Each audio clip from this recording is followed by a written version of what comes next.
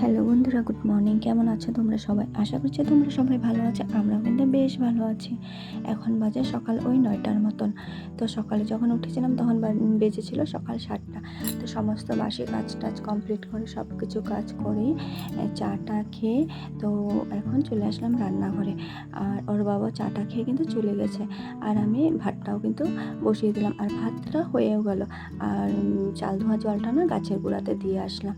চাল ধোয়া জল নাকি গাছের গোড়াতে দিলে ভালো। সবাই বলে আর কি, চাল ধোয়া জল ডাল ধোয়া জল দিলে নাকি ভালো গাছের গোড়াতে। আর সবগুলি গাছ কিন্তু আমার নিজের হাতে লাগানো। আর একটা দেখছো না পাতা কালারের, মানে পিঙ্ক কালারের যে গাছটা, সেটা কিন্তু আমার শাশুড়ি মা লাগিয়েছে। সেটাও সুন্দরভাবে বেড়েছে। তো আজকে রান্না করবো বেগুন ভাজা আর কাটি কচি আলুর তরকারি। তো এখন তরকারিটা বসিয়ে আমি চলে আসলাম ঘরে। তো এসে বিছানাটা উঠিয়ে নিচ্ছি। আর জানো তো, মা নেই, মা গেছে আমার ছোটো ননদের বাড়িতে ঘুরতে। তো সেক্ষেত্রে আমাকে ফটাফট করে কাজগুলি করতে হবে। কারণ তো শুধু ঘরের কাজ না, বাইরেরও তো কাজ আছে।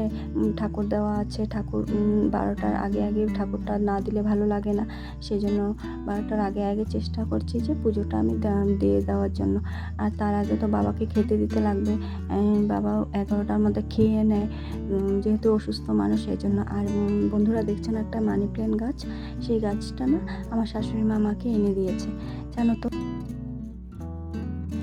এই গাছটা আমার শাশুড়ি মা আমাকে এনে দিয়েছে ঘরে লাগানোর জন্য। আর জানো তো বন্ধুরা, এই মানি প্ল্যান্ট গাছ আমার শ্বশুর বাড়িতে অনেক বড় গাছ ছিল। সুপারি গাছের নিচে দিয়ে হয়েছিল। সুপারি গাছ বেয়ে অনেকটা উঁচুতে উঠেছিল। আর পাতাগুলি এক একটা পাতা কচু গাছের পাতার মতন অনেকটা বড় বড় হয়েছিল। পরে একদিন আমার শ্বশুরমশাই গাছটা ধরেই কেটে ফেলেছিল।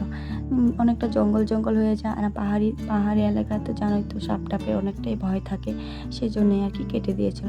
বাট এখন দেখি সবার ঘরে ঘরে আছে অল্প টল্প গাছ, সেই জন্য মা আমাকে একটা ডাল এনে দিয়েছে। আর আমিও সুন্দর করে বসিয়ে দিয়েছি। আরও আনার ইচ্ছা আছে, ছোট ছোট টবে লাগানোর ইচ্ছা আছে।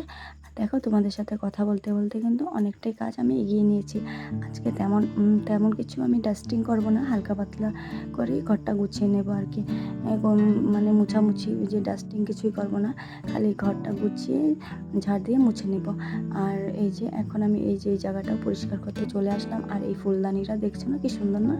তো উল্টো রথে গিয়েছিলাম না, তখন আমার বোন এটা কিনে দিয়েছে। ও 4টা নিয়েছে, 4টা ধরো 100 টাকা নিয়েছে, একটা ওই 25 টাকা করে নিয়েছে। তো আমাকে একটা দিল। তো আমিও এটা সুন্দর করে গুছিয়ে রাখলাম। তো তোমাদের সাথে কথা বলতে বলতে কিন্তু আমি রান্নাঘরে 2-3বারও চলে গেছিলাম। গিয়ে কিন্তু আমি দেখে আসছি রান্নাটা আমার হয়ে গেছে। এখন আর কি 10:30টার মতন বাজে। এখন বাবাকে ভাতটা দিয়ে দিব। তো চলো দেখতে থাকো। আর বন্ধুরা, যদি আমার ভিডিও ভালো লাগে তাহলে অবশ্যই চ্যানেলটাকে সাবস্ক্রাইব করে দিও, সাথে লাইক কমেন্ট শেয়ার করে দিও। আর বন্ধুরা, সম্পূর্ণ ভিডিও দেখার অনুরোধ রইল তোমাদের সকলকে।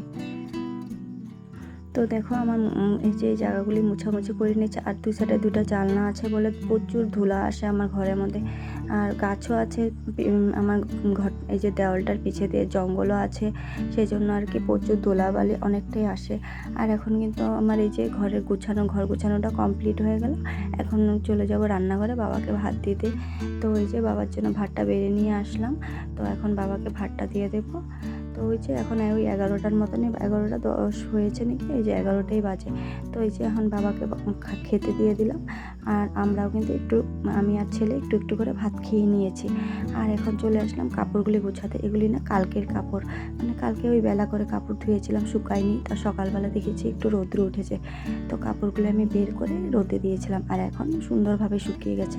তো এগুলো এখন আমি গুছিয়ে আলমারিতে উঠিয়ে রাখবো। তো পরে ঘর দোয়ার ঝাড় দিয়ে স্নান করে পুজোটা সেরে নেব। আর রোজের কাপড় রোজ যদি আমরা একটু গুছিয়ে রাখতে পারি, তাহলে কিন্তু হাতের কাজটা অনেকটাই কমে যায়। আর যদি অনেকটা কাপড় একসাথে হয়ে যায়, তখন কিন্তু গুছাতে অনেকটা অলস ভাব চলে আসে। সেই জন্য আর কি, মানে অনেক কাপড় দেখলে মানে থাক পরে গুছাবো, এইভাবে এরকম আর কি মনে হয়। আর অল্পটুক কাপড় দেখলে না গুছিয়ে নিই, এরকমটা মনে হয়। আমার তো সেটাই মনে হয়। সেই জন্য আমি আর কি অল্পটুক কাপড় থাকতেই গুছিয়ে নিই। আর জানো তো বন্ধুরা, কালকে রাত্রেবেলা আর কি ছেলে যখন ঘুমাতে যাবে তার আগে কি করেছে সারা শরীরে পাউডার মেখে সারা মেঝেতে আমার সাদা সাদা করে ফেলেছে, পুরো সাদা ছাপ ছাপ বসিয়ে দিয়েছে। সকালবেলা তো 2-3 বার ঝাড় দেওয়া হয়েছে, তারপরেও তো পুরো সাদা সাদা বের হচ্ছেই আর হচ্ছে। আর আমার যত জিনিসপত্র আছে না, সেগুলি তো একদম সাদা সাদা ধুলো ধুলো হয়ে গেছে। তো সেইগুলি আর কি ছেলেকে বলছি যে কেন এরকম করলি। হ্যাঁ, তো কী আর করবো, ও কার কথা শুনে, ওর উৎপাত ও করবেই। তো আর কি পরিষ্কার করার দায়িত্ব তো ওই মায়ের। তো আর কি আর করা যাবে। তো আমি এইভাবে পরিষ্কার করে নিচ্ছি। আর ওর বাবাকে বললে তো ওর বাবা আরেকটা সেম, দুইজনেই পাউডার মেখে সারা শরীর সাদা করে রেখে দেবে। আর আমার সারা সব জিনিসপত্রতে সাদা সাদা ছাপ ছাপ বসে থাকে, সেগুলি পরিষ্কার করতে কিন্তু অনেকটাই সময় লাগে। তো এখন চলে আসলাম, ছেলেকে বলছে যে চল স্নানটা করবি। ও না, বাবা আসলে করবে, বাবা বলে দুপুরবেলা আসবে, ফোন করেছিল। তো বলছে তা পাপা আসলে আমি স্নান করব। তো এই তো আমি এখন চলে যাব স্নান করতে, স্নান টান করে আসে এই তো স্নানটা আমি সেরে আসলাম। আর একটু খাওয়ার জল ভরে নিচ্ছি। স্নানের আগে জলটা ভরবো ভেবেছিলাম, বাট কারেন্টটা চলে গিয়েছিলো, সেই জন্য আর কি জলটা ভরা হয়নি। আর সেক্ষেত্রে আমি এখনই স্নান করে এসে জলটা ভরলাম। আর ঘরে এক ফোঁটা খাওয়ার জল নেই, যে একটু জল খাবো, ঠান্ডা জল। আর আমার ফ্রিজটাও নষ্ট হয়ে রয়েছে, সেই জন্য আর কি এখন জলটা ভরে নিলাম। আর এদিকে আমি ফুল উঠাতে চলে আসলাম। আর যেন এই কয়েকদিন গাছে অনেকটাই কম ফুল ফুটে, আগে তো প্রচুর ফুল ফুটতো। আর আমাদের বাড়িতেও না অনেক জবা ফুল গাছ আছে, তো সেগুলিতে অনেক সুন্দর সুন্দর ফুল ফুটে, অনেক ফুল ফুটে, পুরো সিংহাসন পুরো ঠাকুরঘর ভরে যায়, এত ফুল ফুটে। বাট এই কয়েকদিন তো একদমই ফুল ফুটছে না, এই 4-5টা সাদা ফুল দিয়ে পূজা দিতে হচ্ছে। তো কি আর করা যাবে, এইভাবেই আমি পুজোটা একটু সেরে নিলাম।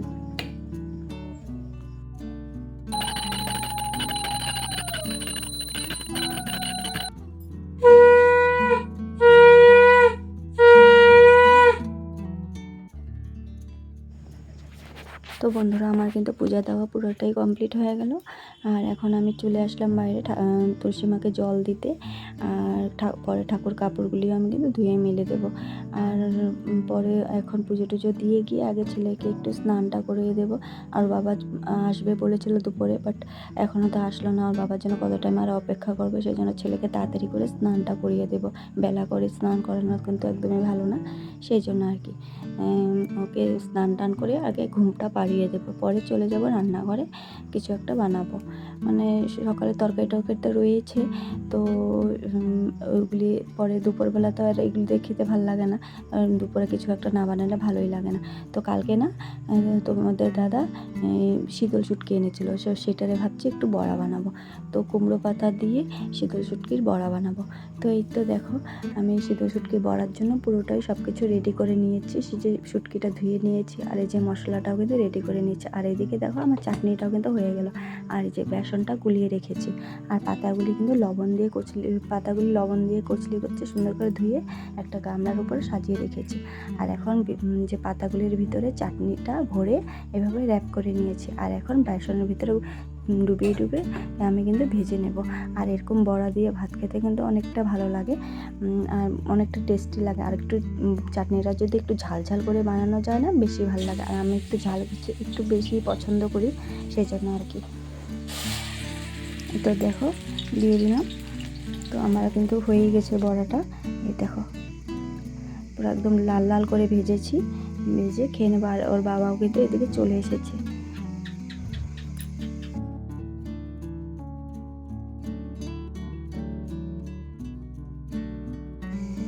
তো বন্ধুরা, বড়াগুলি দেখতে কেমন হয়েছে অবশ্যই কিন্তু বলো। আর আজকের ভিডিওটা কিন্তু আমি এখানে শেষ করে দিচ্ছি। যদি ভালো লাগে তাহলে অবশ্যই একটা লাইক কমেন্ট শেয়ার করে দিও। আর সাথে বেল ঘন্টিটা প্রেস করে নোটিফিকেশনটা অল করে দিও। টাটা। নতুন বন্ধু হয়ে থাকলে অবশ্যই চ্যানেলটাকে সাবস্ক্রাইব করে দিও।